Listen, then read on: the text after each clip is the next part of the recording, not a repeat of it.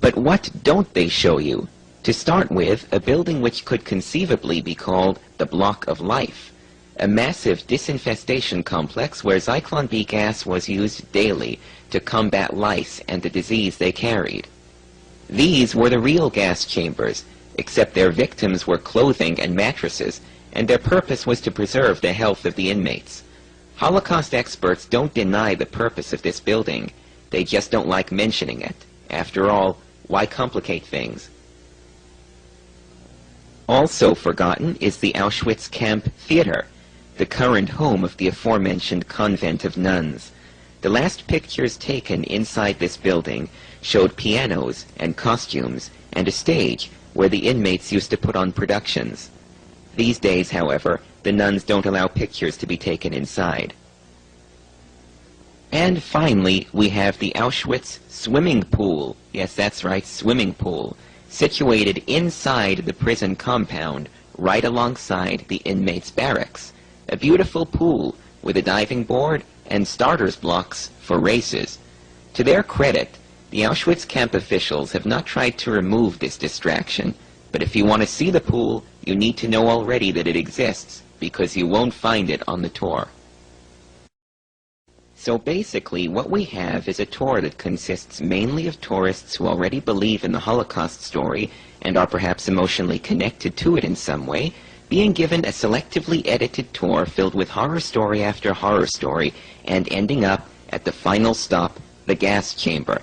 At that point, the tour group is emotionally primed to believe anything, and the gas chamber is like the featured performer after a 2-hour warm-up act to get the crowd in the mood. Another question that should be asked, is there any Zyklon B residue in the gas chamber, knowing that cyanide gas would in fact leave a residue? In 1988, execution equipment expert Fred Lucher conducted forensic examinations on the gas chambers at Auschwitz. To answer that question, he took samples from the 4 gas chambers at Birkenau, the one at the main camp, and a control sample from one of the disinfestation chambers that we know did use Zyklon B. Now, the gas chamber samples showed almost no appreciable traces, whereas the disinfestation sample literally went right off the scale.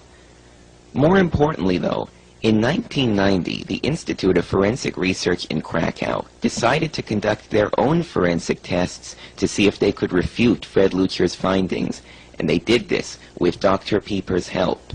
And their own tests got back the same results. So since then, the question has not been, are there any appreciable traces of Zyklon B residue in the gas chambers, but instead, why are there not any appreciable traces? I put this question to Dr. Pieper. I asked him, why are there so few appreciable traces in the homicidal gas chambers compared to the large amounts of traces found in the disinfestation chambers? Gas chamber, gas Zyklon B was operated very short time, about 30 minutes during 24 hours. And in the disinfection rooms, it operated the whole day and night. And such was the procedure of using gas in disinfection rooms and gas chamber. Now let's be perfectly clear about what Dr. Pieper is saying. I ask him, why is the residue count high in the delousing chambers but low in the homicidal ones? And he answers, because the delousing chambers were used, quote, day and night, whereas the homicidal ones were used, quote, about 20-30 minutes during 24 hours, which would account for roughly 1 gassing a day.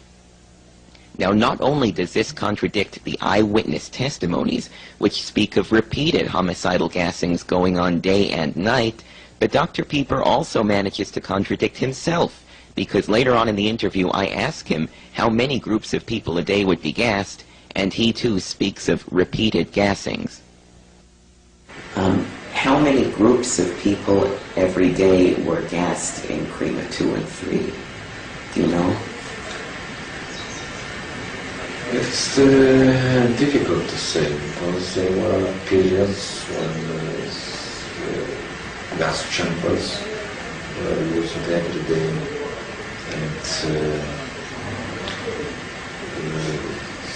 several these actions repeated, gassing, burning, and so on.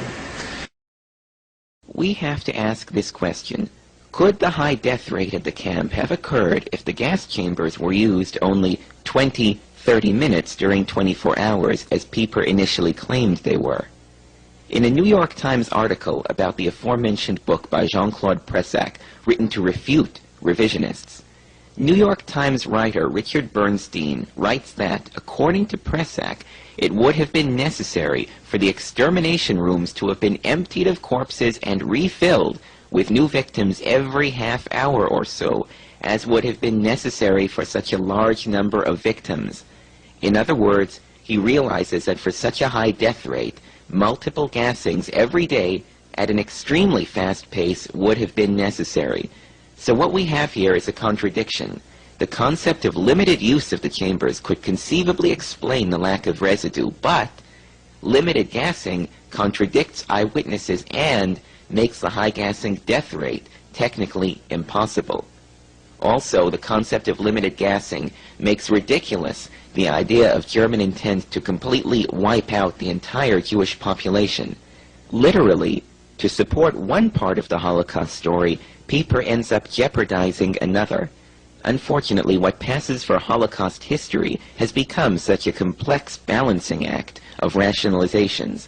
This is why its proponents prefer you not ask too many questions, like the ones concerning Zyklon B. And what about the gas itself? We are shown many canisters of Zyklon B gas as proof of the final solution. But apart from delousing, which everyone agrees on, and homicidal gassings, which the Auschwitz officials maintain, did the gas have any other uses? Also for disinfection of the buildings. So there was such Was it routine for the buildings to be disinfected? from time to time, such actions were carried out to remove lices. Now let's recap again. We now know that Zyklon B gas was used to delouse clothes, to disinfect buildings, and if you'll remember the calculations of Holocaust supporter Jean-Claude Pressac, over 95% was used for disinfection, with only 5% or less used for homicide. This seems like a great amount of effort on the part of the Germans to preserve the health of people who were meant to be exterminated. And I think at this point we can move on.